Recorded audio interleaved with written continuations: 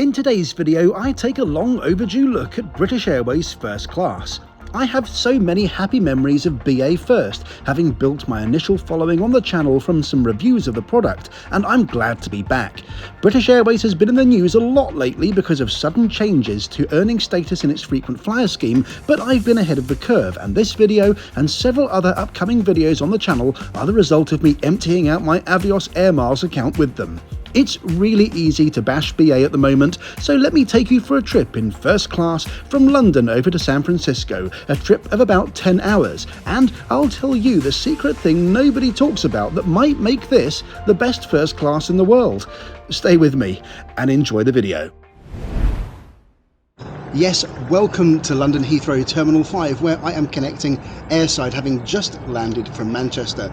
I'm about to head to the Concorde Room, which is British Airways' special first class lounge just for first class passengers. But first, I travel through Heathrow a lot, and to be honest, I can't resist dropping a bit of trivia on you now and again. This is Terminal 5, BA's big hub here in London, which opened in 2008. It houses the majority of the airline's flights here, plus its sister airline, Iberia. Next time you're at Terminal 5, look up. Now you might notice a lot of the lights don't work, and that's because they built this terminal without a way of easily changing the bulbs, which are the only artificial lighting in the terminal.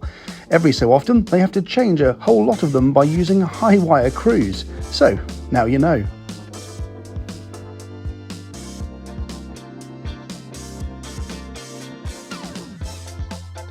This terminal is full of really high-end retailers which get most of their money from first and business class passengers. But BA has a secret bypass to the first class Concorde Room directly after security, as well as the first wing backroom entrance for all gold card holders, supposedly the airline's best customers, for which they allegedly pay a lot of money to Heathrow as a way of replacing the allegedly lost sales out in the terminal, as their best customers don't necessarily have to walk past them. BA's lounges here at Heathrow were branded as galleries when they first opened, and that's because they housed a lot of art. This cloud moving art sculpture by the Troika studio is in the lounge complex. Inactive for years, it's back working now, although quite a few of the shiny circles are now apparently missing or not working. Also, this big blue wall here used to house another exhibit called All the Time in the World. Now, I can't remember the last time I saw that one working. Anyone in the comments like to hazard a guess? Today's video sponsor is Saily, a revolutionary eSIM which has really changed the way that I use my phone when I travel. We've probably all had the experience of queuing up to buy a SIM card before when we're on our travels, but Saily is an eSIM. That means there's no fiddly little physical SIM card you've got to queue up for and buy at a shop, probably at the airport. Saily lives entirely on your phone, and it's so easy to download and activate. It eliminates the need for roaming off your usual network on your phone by making data affordable when you travel. There are over 160 countries to choose from, and unlike a lot of other eSIMs, you don't have to choose and download a separate eSIM every time you move country. And that's perfect for me. As soon as I arrived in San Francisco, I opened up my phone, the data was back on, and I had no worry about standing in line at the airport or fretting about whether I'd remembered to download the correct eSIM before I'd left home. I really do love the fact that I get connection immediately. I can't tell you how many times I've been stuck on an aircraft that's just pulled up to the gate. I've got no internet and I'm dying to get off the plane and into the safety of the terminal where hopefully I can remember to download the eSIM on a hotspot I find. Another great bonus of using Saily is that if, like me, you travel to lots of different countries in one trip, you can take advantage of one of Saily's regional plans. There are 8 regions, and for example, on an upcoming trip, I'm heading to Indonesia, Hong Kong, Japan, Vietnam, and Singapore, and the Asia and Oceania regional plan saves me a whole ton of money and hassle. Saily is compatible with all iOS and Android devices, and of course, there's 24/7 chat support. There's also a very special deal for you, my viewers. You can get 15% off Saily's data plans by doing one of two things. Either download the app and use code WINGINIT at checkout, or head straight to saily.com/WINGINIT to get started. The walk to BA's Concorde Room is down a corridor which houses models of BA planes past and present. It's an airline which likes to think it leans into its history, and the Concorde Room is the successor to the top lounge in Heathrow's Terminal 4, where the aircraft Concorde used to fly from. It's been years since I was here, but it's still a very pleasant place to while away a few hours before your flight. The bar is excellent, but my favourite place is still out on the terrace, which, while still open to the airport, is very quiet and feels private and sophisticated.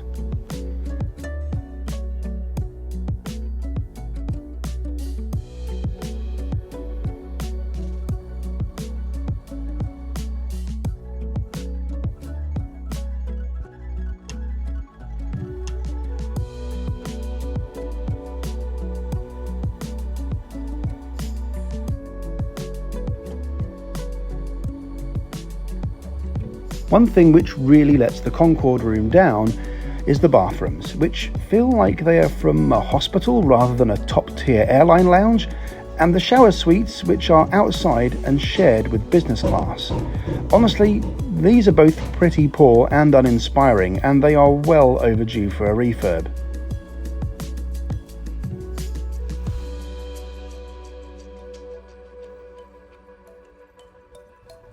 It's just about time to grab an early lunch. I've got a long connection here, and Concorde private dining still impresses. The menu is very good and has enough differentiation from the menus served in the air to feel interesting. If you have the time, it's well worth trying to work in some time to eat here. The food was fantastic. One of the things worth pointing out for those of you who don't get to do this very often, yes, this is all free. It's all included in the price of your ticket.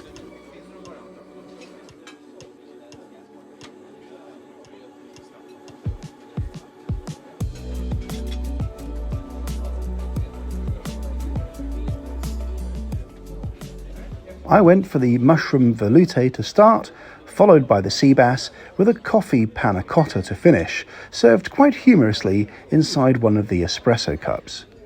Overall, the Concorde Room is a good first-class lounge. It doesn't compete with, say, the Singapore Private Room or the first-class terminal for Lufthansa in Frankfurt, but it's still a fine place which gets a lot of criticism, and I think at least some of it is unwarranted. Our aircraft will leave from Terminal 5C today, and there's a chance to spy BA's unofficial flagship, the Airbus A380. Incidentally, did you know all of BA's registrations have some sort of meaning? A380s all have the registration starting G-XL for extra large. The Boeing 787s are G-ZB, Monarch Airlines airline code was ZB, and British Airways apparently took on their cancelled Dreamliner order, and our aircraft registration starts G-STB, meaning stretched Boeing. And what a stretch! The 777-300ER was the longest airliner in the world when it launched, and is still the longest Boeing aircraft in commercial service today. Today I've got the privilege of flying first class, which comprises just 8 seats. But note how sparse the seating is on this aircraft. A whopping 76 Club World business class seats are joined by 40 World Traveller Plus seats, leaving a fairly small section down the back for just 132 World Traveller seats. So it's nearly time to board, and it's nearly time for my first British Airways first class experience for over 7 years. But there will be a slight delay before I get on board because I've got the dreaded SSSS on my boarding pass. Secondary security screening selection, another bag check before departure which is mandated by US authorities. I've had this pop up a few times, and I think travelling on high-value one-way tickets is a risk factor for them, so I wasn't that surprised to see it. The search takes place away from the gate, and of course I wasn't stupid enough to film it. These checks can take a while, but sometimes you're done in just a few minutes. Well, after all that, it turns out I'm actually going to be the first one on board, and I can't wait to get stuck into the British Airways first class experience. Let's go! While we're here, if you're enjoying the video, please subscribe. You'll join a community of hundreds of thousands of other trip report enthusiasts just like you. I'm very excited about boarding. I remember when this channel was in its early years, I had a few videos on BA First Class flights, and to be honest, this is a very nostalgic experience for me, and I'm eternally grateful for the people who've kept watching and kept me doing this as a hobby that's turned into my job. I arrive at the aircraft and, to be honest, they're not ready for me. But I don't think it's their fault. I was let go pretty quickly from that security check, and I'm way ahead of the other passengers. Take the left and talk by the window, sir. Thank you very much, thanks.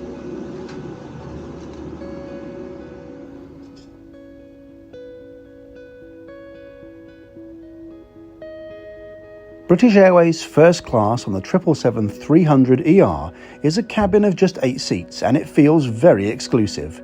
BA First is often criticised, somewhat unoriginally, as the world's best business class, but these newer iteration 777 closing door suites look fantastic, and I've always loved the aesthetic of the cabin.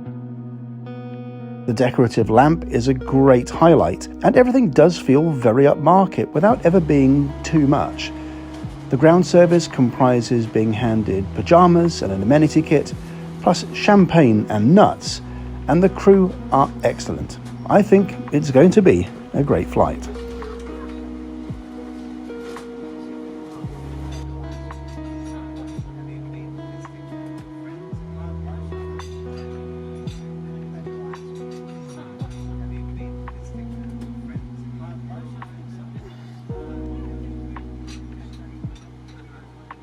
British Airways, it's been too long. Cheers, and here's to a great flight.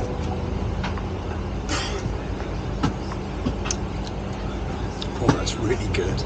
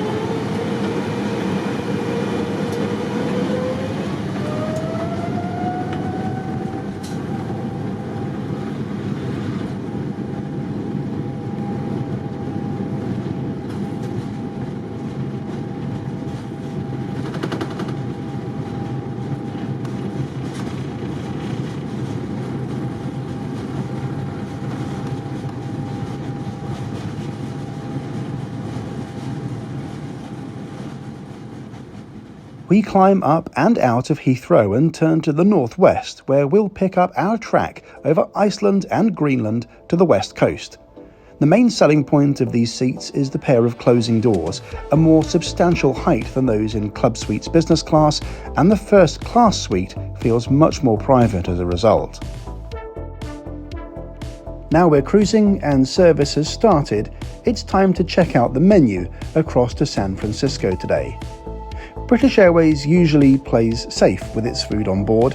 There are rarely any wow factor dishes, but this notwithstanding, I think this menu is decent enough. There is a second meal served before landing, which many airlines get wrong on these West Coast routes, so I'm interested to see how this is.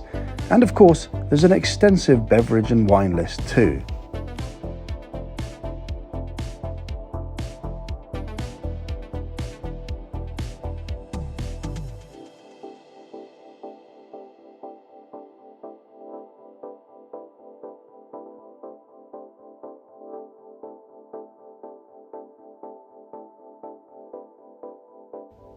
The first class suite has a 23-inch HD touchscreen television screen and plenty of other features.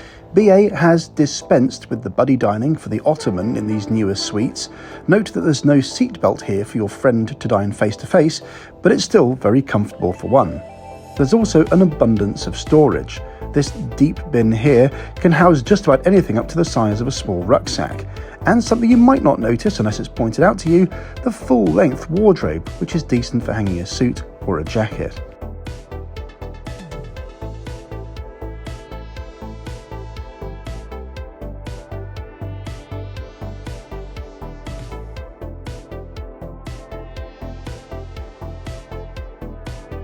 This seat really does look the part, by the way. Bags of storage, several charge points, and some slightly confusing seating and lighting controls, which I don't think I got the hang of at all.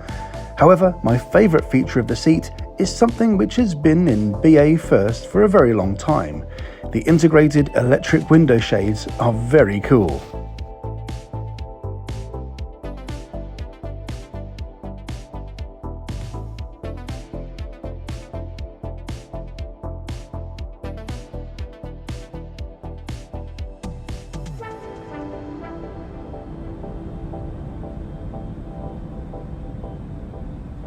It's now time for a late lunch, or early dinner. It's about 5 p.m. London time, and following an amuse-bouche and a glass of the New Zealand Sauvignon Blanc, I've gone for the marinated Canadian lobster starter, which was excellent. Keeping things classic, I ordered the Welsh herb-encrusted rack of lamb, something it's quite easy to ruin with the limitations of aircraft ovens. This came with a side of potato au gratin, peas, green beans and spinach. It was all rather delicious. I paired this off with a delicious Vergeleken red wine from South Africa. As is so often the case, as soon as the main course is served, so is the turbulence. I see the lamb wasn't the only chop on the menu. The lamb was very good, but it's definitely worth noting that on a plane you're never going to get it exactly pink and tender like you would in a restaurant. However, I'm in indulgence mode. I'm not the greatest fan of cheese, but still ordered the cheese plate alongside the dessert wine, something I actually only discovered I liked after having it on a flight. My sweet dessert was ice cream, and that's me stuffed.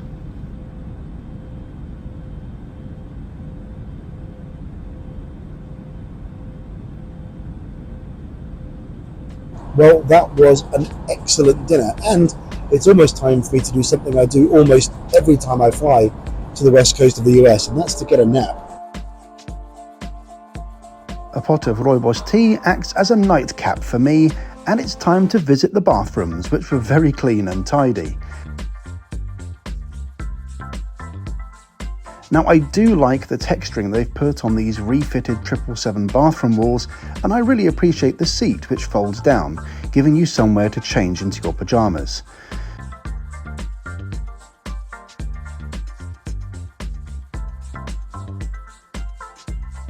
Now, these British Airways First Class pyjamas are not going to win me any style awards, but they're still pretty functional and very nice. The bed in BA First Class is 79 inches long, that's 6 feet 5 inches, and it's 22 inches wide. And the bedding is excellent. A mattress topper and very comfortable duvet and pillows make for a really good sleep.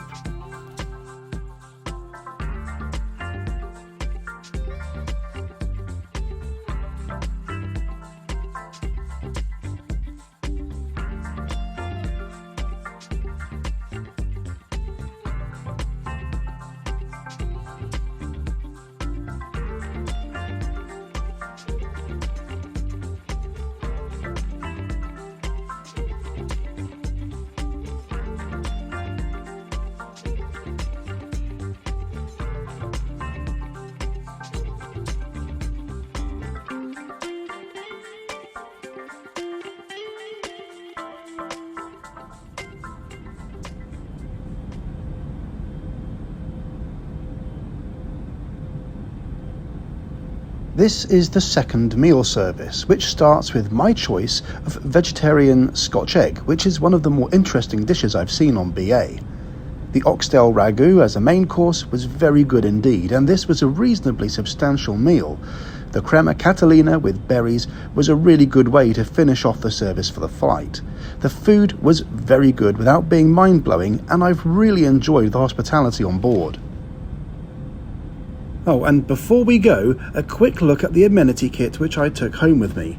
Now, this is a lovely piece of kit which I'm using as my travel wash bag now, and the contents are pretty generous too. I've got quite a few of those pens at home. For an airline accused of cost-cutting, I found the amenities to be pretty good. Even the headphones were a decent pair of noise-cancelling ones, a cut above many airlines. And while the ground service on BA is far from perfect, in the air I am rarely disappointed. It's a shame about the frequent flyer changes, but that's life. And I'm old enough to know I don't make the rules. First class was still a fine experience here, and it's now time to descend into the Bay Area just as the sun sets.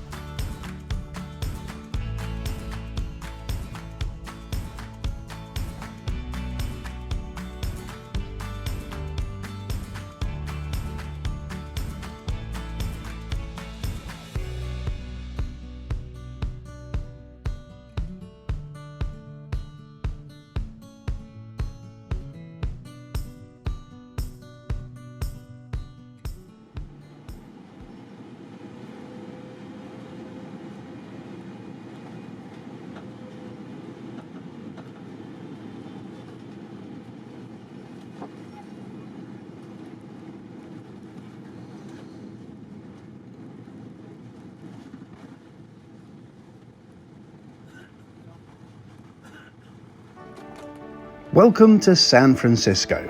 Oh, and I never did tell you why BA might be the best first class around. It's because it is actually possible for many people to fly it, if they want.